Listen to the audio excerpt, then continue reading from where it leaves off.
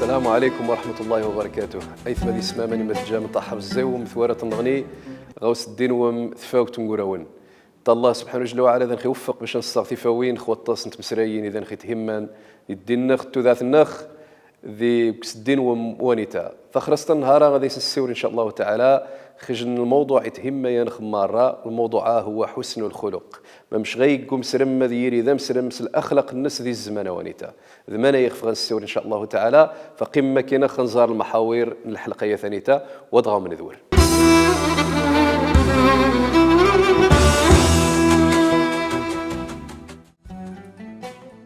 ما تعرف الناس بيت اجيتي غير كتغويت صبر كي ودا وتليقيس ولا ليقيس حسن الخلق نكني دانا حسن الخلق نستنت عامل ديداس على اساس حسن الخلق باش الطرقيس منايا يتجا من بعد العلاقه النجاره وما تصرحت قوه اتيريث بنا خل محبه ما كان السبب الدائره هاد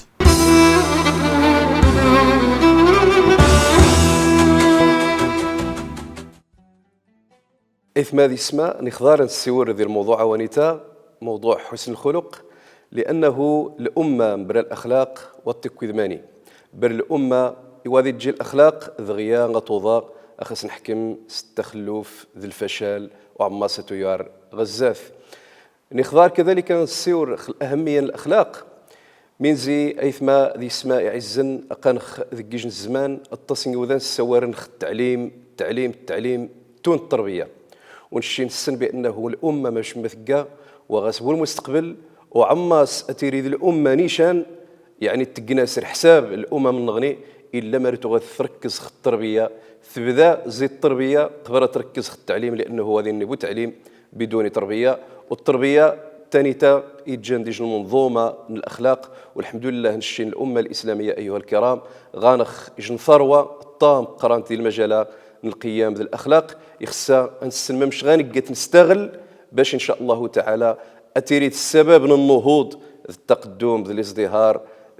تشري غزات إن شاء الله تعالى باش وجه غنفاق نشينوها إنما غنفاق أنسفاق إوذان النغني ذي الأمم النغني إن شاء الله تعالى أيثما ذي اسمها كذلك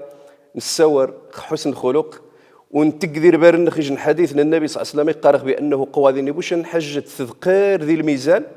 أنشت حسن الخلق يقال النبي صلى الله عليه وسلم الحديث يروى الإمام الترمذي رضي الله عنه عن أبي الدرداء قال سمعت النبي صلى الله عليه وسلم يقول ما من شيء يوضع في الميزان أثقل من حسن الخلق قواذي نبوش نحجة التقذر ميزان يذكر كتار زي حسن الخلق وإن صاحب حسن الخلق لا يبلغ به درجة صاحب الصوم والصلاة فالإنسان إذا جاء الأخلاق يطكو ذي جن درجة الطام قرنت يمكن حتى وني يتزجان جيرث كمر يتزوم نهار كمر ويتكوي الدرجة هي ثانيتا يتكوض يعني وني ذي جا حسن الخلق كذلك أيها الكرام ذي الحديث عن أبي هريرة رضي الله عنه عن النبي صلى الله عليه وسلم سئل سقسى النبي صلى الله عليه وعلى وسلم عن أكثر ما يدخل الناس الجنة الناس يعني من على الحج ثني إيزي غيظ في الإنسان غجنث ذغيا فقال تقوى الله وحسن الخلق تقوى الله وحسن الخلق مرثا الزمة ثم غجنث إن شاء الله تعالى أتتقى من الله سبحانه جل وعلا أوانس حسن الخلق فما كان خايف ما ذي السماء المشهدات التمثيلية إن شاء الله تعالى وهذا نعقب باش نكمل ذي الموضوع.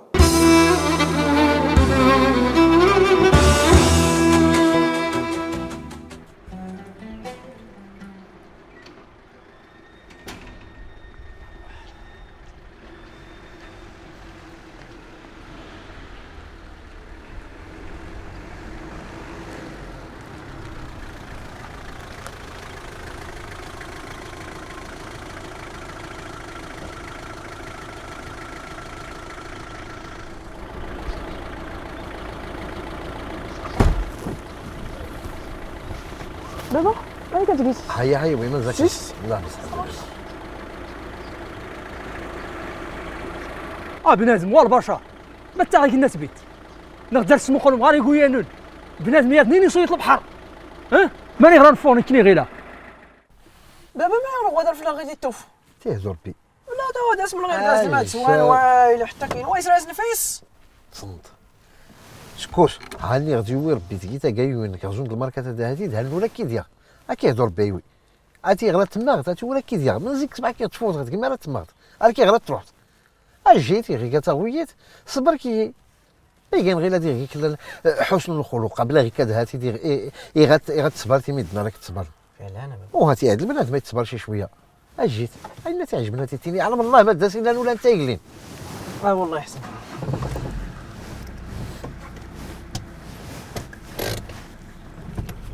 بزاف اصاحبي غير نجي نقدروا هنا الحل هنا الحل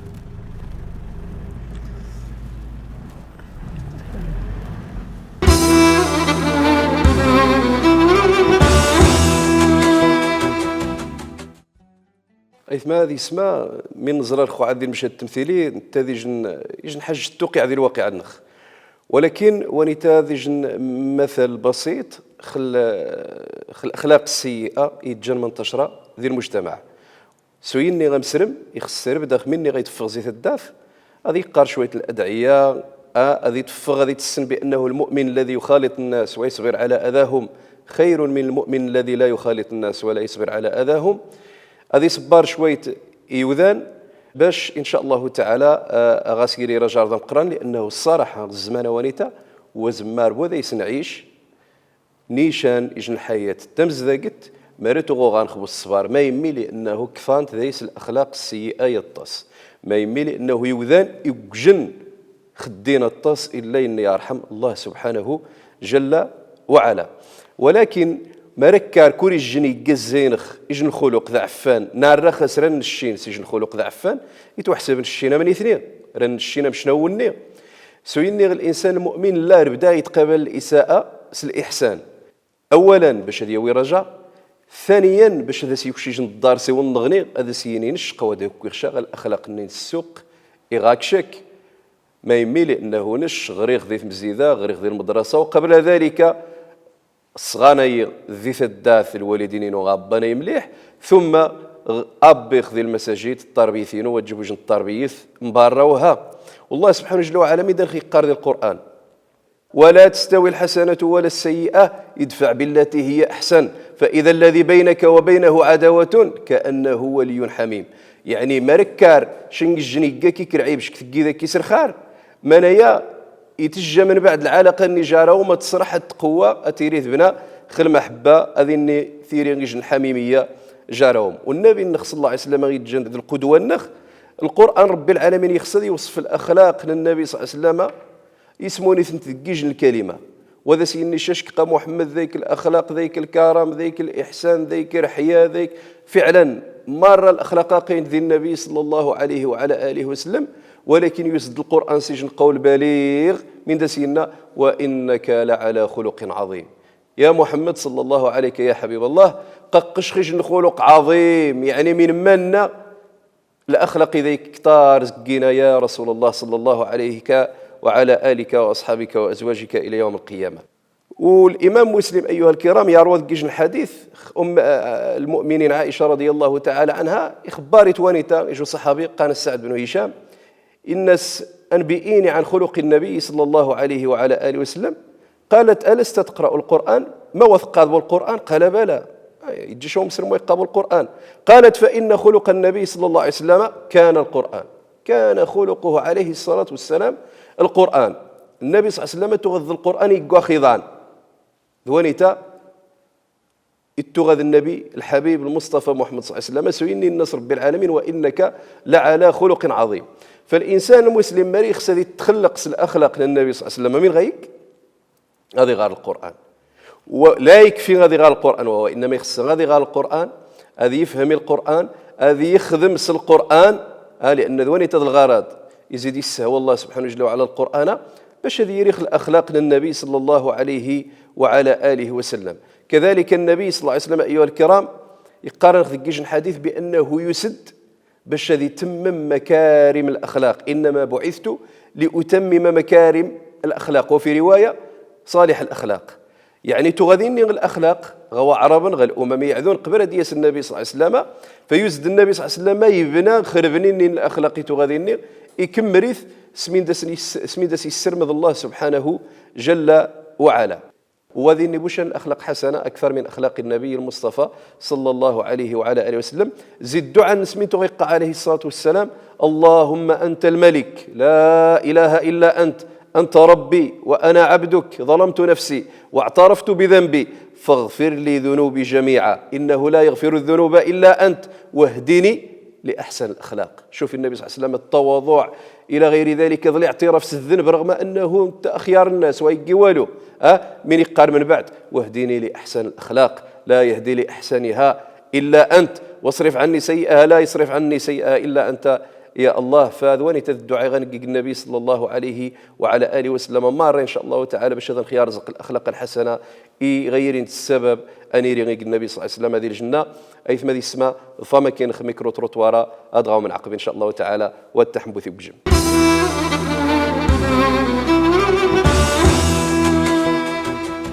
حسن الخلق يعني الحاجه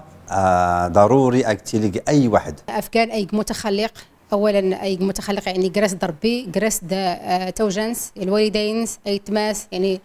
توجنس كلوت ولا المجتمع. بالنسبه لي ان الوالدين خاصهم يربيو وليداتهم على حسن الخلق، لانه تيبان من خلال الملامح ديالو، من خلال اللبس ديالو، من خلال التعامل ديالو مع الاشخاص الاخرين. حسن الخلق كينفعهم بزاف في حياتهم اليوميه، حيت الاخلاق هي كل شيء في الحياه ديال الانسان. حسن الخلق هو انك تجنب العادات السيئه. حتى وضع وتليقيس ولا ليقيس حسن الخلق نكني دارنا حسن الخلق نسان تعامل ديداس على اساس حسن الخلق باش الطرقيس. حسن الخلق من الاخلاق ديال المسلمين، يعني خصتي لي حميد يعني باش هذا يعني تفرك يعني تغرستنس يعني انتو درتنس.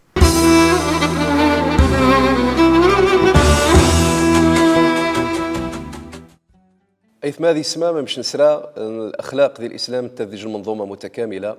فأمسرم مني أنا أمسرم ثمسارة مشناويج نسجاف ذي الثمار طيبة مشناويج نسجاف نتيني مثلا وخاش كتحجات وزرو أنت ثنطارج دغا الثمار الطيبة غير تزي سي توطال. فأمسرم أمو إذا السمسار أمشناو تزيز وعاود وتزيز طفغي إلا ثمنت إلا تزيوضي واخا تغا حجات واخا تغا ثكات واخا تغا اذيت واخا تغا كيد كيس الشار واخا تغا الامكانيات يزي خاك غير يمكن قواجين يقذيش يمكن واجين يعني ثانيت وانما يتسح الزيك انت تغيما ربدا ذي المستوى النس ربدا تفكاري الله تعالى قيت وراث ربدا تفكاري لا قنت ذي النائب خ النبي صلى الله عليه وسلم يسقوا الثبرات الاسلام سويني يصبار امسرم ويسخارق ويتشا ويتغشي ويزني ويقرا ورا عفان ويتكتم سرينا مارة وخط وثقيج المجتمع يتوارى بأن المجتمع ذا عفان الريبيس مرت ورا نشنج جندم زاك ضحشن خاص قانس قوني ذا بوهاري وهاري خذ النيث وهاني إلى غير ذلك. ولكن المؤمن كيس فطن، يعني المؤمن يتري شظى ذكي إلى غير ذلك، ورغم ذلك ويقوار شيء تيار المجتمع وإنما يقوار يقبريد الحق وخا غيمث واحد الزقبريد ان الحق وثغار انشاء يبريذن ذي جاي الطاس يوذن ولكن يوذن مركار في ست دان تقذر ميزان الشرع تفذ الشغر وخشخش وهو وزنن والو امشناو رقطن وها وزنن امسلم واخا تغث وحدث يتيري ذي الامه يتيري مقتنع الاخلاق الناس ذي المبادئ الناس التعاليم الناس يطف ذي الدين الناس. والله سبحانه جل وعلا تخبارا خصنا ابراهيم الخليل عليه السلام يقرأ ان ابراهيم كان امه سيدنا ابراهيم وحدث تغذي الامه ايثما ذي اسماء نزراغ الاراء نيثما ثنخ. ولكن الشين بدا المرجع ذا القران تعقب الله سبحانه جل وعلا يسرم ماذا نخ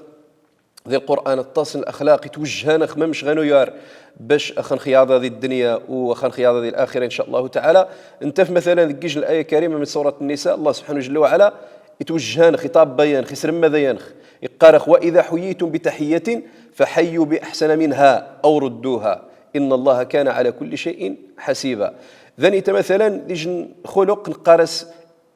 القاء السلام القاء التحيه رب العالمين يتوجهان قارخ مارك كاريس جم خوم شن جنس السلام كني وارم خاس سجن السلام سجن التحيه خازي ثني نيخ على الاقل ردوها او ردوها معنى احسن منها. مثلا شنجن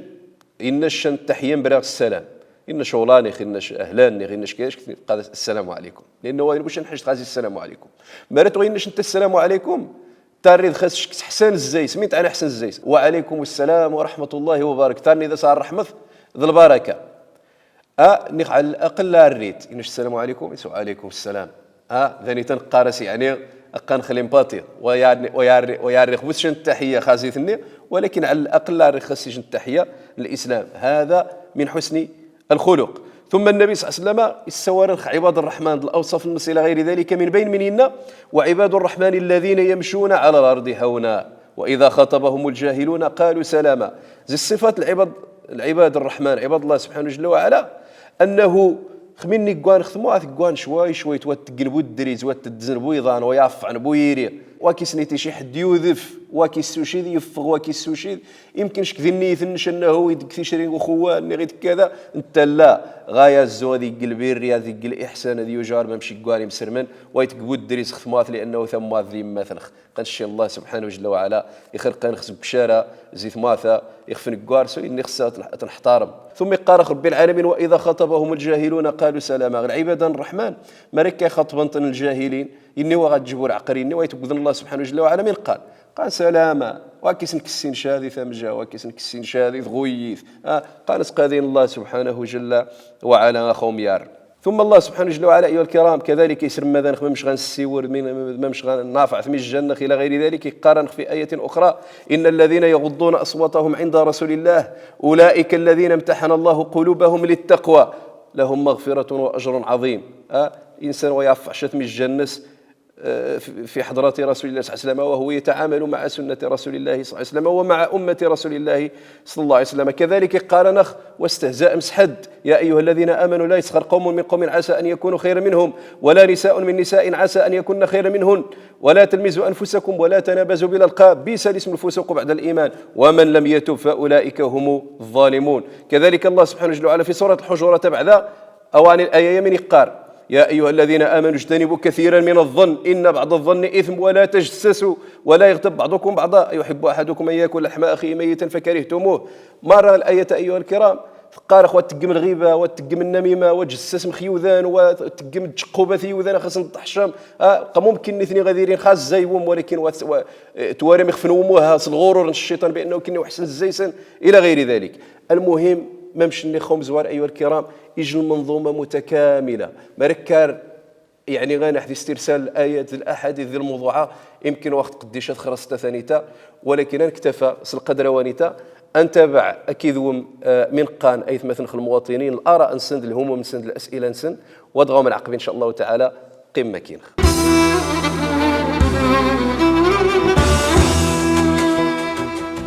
أستاذ ما كان دور الدراسة تأثير الناس تحسين الخلق او حسن الخلق بنادم. استاذ يا الظاهره باهري هرش تغ المجتمع قد غايد نسبان دوا اللي هرشن راك صغير بما كان السبب الظاهره هذه. بغيت نسول واش كاين شي حكم شرعي على سوء الخلق في الدين ديالنا؟ بنسولك السيد الشيخ على الدور الفعال الذي يقوم به المساجد وكذا المدارس لتهذيب مثل هذا السلوك اللي ولا منتشر بشكل كثير. مركز تعمل يعني بنادم اللي الاخلاق يعني ورحلينت يعني مركز يستعمل وكيفاش نقدر انني نجعل منه انسان عنده اخلاق.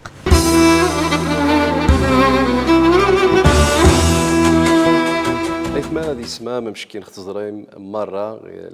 إسقسان نيث مثنخ ذي القضية ثاني تاع حسن الخلق. ربعة نيث مثنخ السور نخل المسؤوليان الآباء ذانيتا تجاه الأبناء السن. أكيد ذي نغج المسؤولية الطام قران تخل الآباء ولكن للأسف الشديد الآباء ذور نتركزن غا ما يتعلق الجانب المادي غيثار وانسن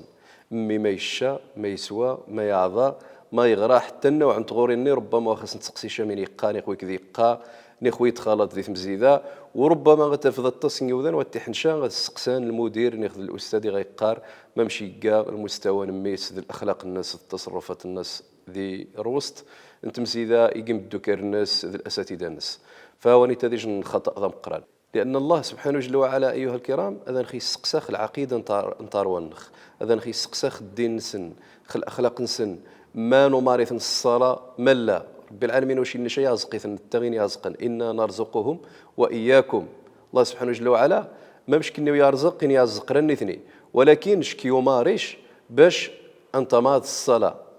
ومر أهلك بالصلاة واصطبر عليها أتى هذا الأهل نش الصلاة ثم الصلاة قد حواج الصبر لأنها لكبيرة إلا على الخاشعين.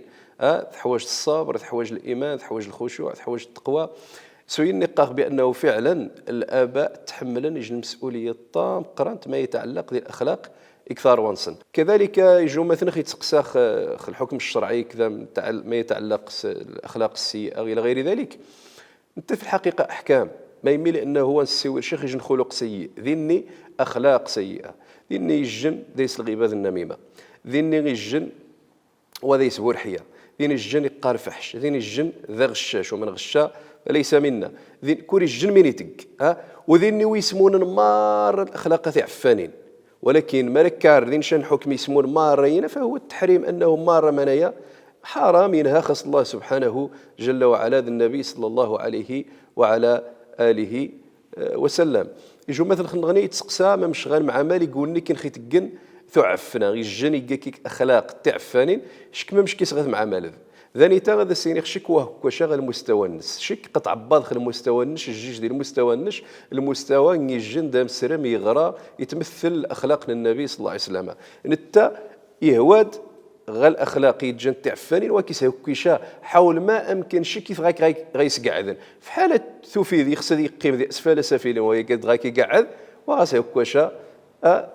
الجيث فامو غيتصرف ان شاء الله تعالى الانسان مسلم ويتمع الريشه يجيبوا هاريين يتقن الاخلاق وجوين مسلمين اي ثم هذه اسمها زي الاسئله الافتراضيه غانخ يجوا مثلا يتسقسا يقارخ بانه ينتشر وهو عفان الطاس ديال المجتمع وذان يعني الطاس وهذا يسنبور حيا من غنيني غينا ينا اولا قارسا بان الله سبحانه جل وعلا سميع بصير قاكيوم الله سبحانه جل وعلا يتسرى يوم يتوارى كنيو فمريتو غتسندي الله ربي يتسراياش يتوارى كقتزاتش وهو معكم اينما كنتم وثقاد شي ورني عفان وثقاد شر بوهتان وثقاد شر الظلم وثقاد شر الفحش وتكاذبو يثماش وثقاد شا من ويتجين بل حتى من يتجان تسدحي ذا التينيذ سجن لغه يجن لغه هو يطاس فما يميل ان الله سبحانه جل وعلا قثاكيك ثم الملائكه اقيناكيك ما يلفظ من قول الا لديه رقيب عتيد الملائكه قد سجلن كل صغيره وكبيره مره من تقاد قد تارين تخيك الملائكه فما ريتو غتسند منايا ما مش غتقذ اتينيذ شنوور ذا عفان والنبي صلى الله عليه وسلم ما مش نزر هذه الاحاديث يعذوني قارش وني كي غيرين دي الجنه ذوني تحبخ وني غادي جا الاخلاق الحسنه وتجبو وني يضجقني وهو عفان الى غير ذلك بل بعض الصلحاء من بينهم الفضيل بن عياض قارخ بانه مركار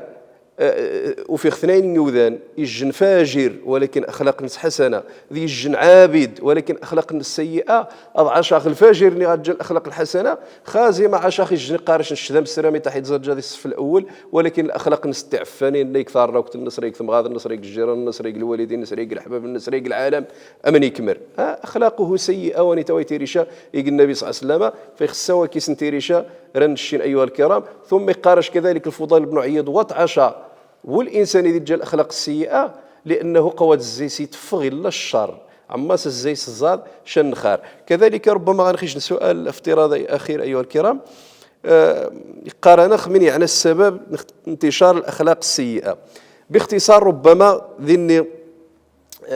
نشتوري اربعه الاسباب الرئيسيه ذيني السبب ام قرن انتشار الاخلاقات عفانين الجشع الظلم الفساد المنكر تعفن هذه المجتمع السبب مزوالو الجهل الانسان جاهل تغير رزق تيسن تويسين المساله ويسناين اواني الجهل هي الظلم ينتشر الظلم في المجتمع لدرجه انه بنادم يتواري الله يخف الناس ويتواري حد النغني ثم ذني الشهوه الثانيه يتجن الانسان وجبو عفيف لسان وجبو عفيف بل تصك وظيفه يقلبو خل تصك وظيفه يقطس نتبسراين تعفانين والسبب انكار وذواني تيجن السبب مقران هو الغضب بنادم يتكبريا يفقد الاعصاب الناس ويتيشي من يقار ويتيشي من يتق تنكر هذا يسم الصيغه داخل تمسيني تقاس الدخان خفي الطاوين يتوارى ويت يعني يدكر ويت ويري حد ويت سريغ حد ايث ما ذي اسمان الله سبحانه جل وعلا يحسن الاخلاق النخ وذي يوسع الارزاق النخ وذي نخي بارك ذي بارك ذي الاهل النغ ماره وهذا اخي نجا زكوذاني عفانا اذا جا الاخلاق السيئه أرذني تطق وذخيكم غون قارن تخرستا أرغان بسر قادق جيش نتخرست نضغني إن شاء الله تعالى قاغوم بارك الله فيكم حفظكم الله تعالى لكنه يصرح رب يصرح الذرية والسلام عليكم ورحمة الله وبركاته.